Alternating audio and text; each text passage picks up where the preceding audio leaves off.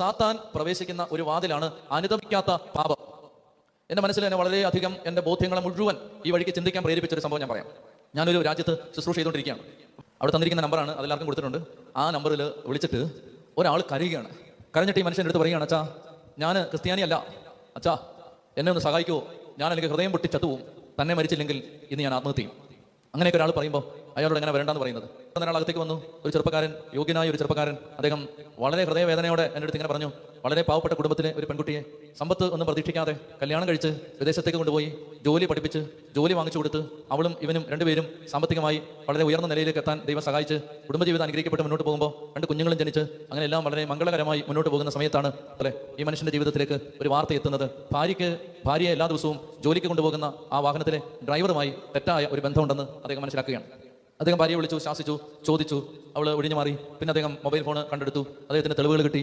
പിന്നെ അദ്ദേഹം പല കാര്യങ്ങളും നേരിട്ട് കണ്ടു, ബോധ്യപ്പെട്ടു. അപ്പോൾ ഇങ്ങനെ വഴക്ക് തുടരുകയാണ്.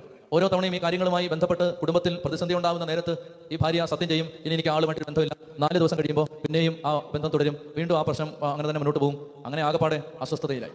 ഇത്തരം സന്ദർഭങ്ങളിൽ ഉപദേശങ്ങൾക്ക് പ്രസക്തിയില്ലെന്ന് എനിക്ക് നിങ്ങൾക്കറിയാം. ഞാൻ പെട്ടെന്ന് തന്നെ ഈ മനുഷ്യന്റെ തല കൈവച്ച് എനിക്കറിയാവുന്ന വിധത്തിലെല്ലാം പ്രാർത്ഥിക്കാൻ തുടങ്ങി. ദൈവമേ, പരിശുദ്ധാത്മാവിനെ ഹൃദയത്തിലേക്ക് അയക്കണമേ, സ്വബോധം വീണ്ടെടുക്കാൻ കൃപ കൊടുക്കണമേ, വെളിച്ചവും വിവേകവും നൽകണമേ. ദൈവമേ, പരിശുദ്ധ രക്തം കൊണ്ട് കഴുകണമേ. ദൈവമേ, ഈ മകന്റെ കരുണ തോന്നണമേ, ഹൃദയത്തെ ആശ്വസിപ്പിക്കണമേ. കുറേ സമയം കഴിയുമ്പോൾ ഈ മനുഷ്യന്റെ സമനില വീണ്ടെടുത്തു.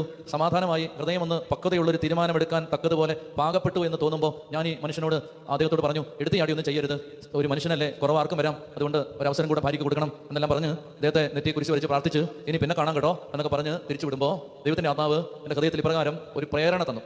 ഈ മനുഷ്യനോട് ഒരു കാര്യം ചോദിക്കാൻ എൻ്റെ ഉള്ളിൽ ഇങ്ങനെ തോന്നൽ വരികയാണ്. അപ്പോൾ ഞാൻ ഈ മനുഷ്യനെ വിളിച്ചിട്ട് പറഞ്ഞു, ചേട്ടാ എൻ്റെ ഹൃദയത്തിൽ ഇപ്പോൾ ഒരു തോന്നൽ വന്നു, തോന്നൽ ശരിയാവാൻ തെറ്റാവാം. അപ്പോൾ അതുകൊണ്ട് ഞാൻ പറയുന്നത് തെറ്റാണെങ്കിൽ ചേട്ടൻ എന്നോട് ക്ഷമിച്ചേക്കണം. പക്ഷേ ഞാൻ ചോദിച്ചോട്ടെ, ചേട്ടൻ്റെ ഭാര്യ 2 മക്കളുടെ അമ്മ ഇങ്ങനെ ഒരു തെറ്റായ കാര്യത്തിൽ പോയി എന്ന് പറഞ്ഞ് ഹൃദയം തകർന്നാണ് ചേട്ടൻ വന്നത്.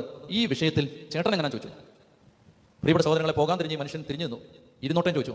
ഇരുന്നു. ഇതുപോലെ ഒരു മേശയിൽ മുഖം അമർത്തി പിടിച്ച് കരയാൻ തുടങ്ങി. കരച്ചിലടങ്ങുമ്പോൾ ഈ മനുഷ്യനോട് പറഞ്ഞു, അച്ഛാ വിവാഹത്തിന് തൊട്ട് മുമ്പ് 1.5 വർഷം ഇന്ത്യയിലെ ഒരു നഗരത്തിൽ ജോലി ചെയ്തുകൊണ്ടിരിക്കുമ്പോൾ വിവാഹിതയായി 2 കുഞ്ഞുങ്ങളുടെ അമ്മയായ മറ്റൊരു മനുഷ്യന്റെ ഭാര്യയുമായി 1.5 വർഷത്തോളം ഇതിനേക്കാൾ മോശമായ ഒരു ബന്ധമുണ്ടായിരുന്നു എനിക്ക്. ഞാനങ്ങ് തകർന്നു പോയൊരു നിമിഷമാണിത്.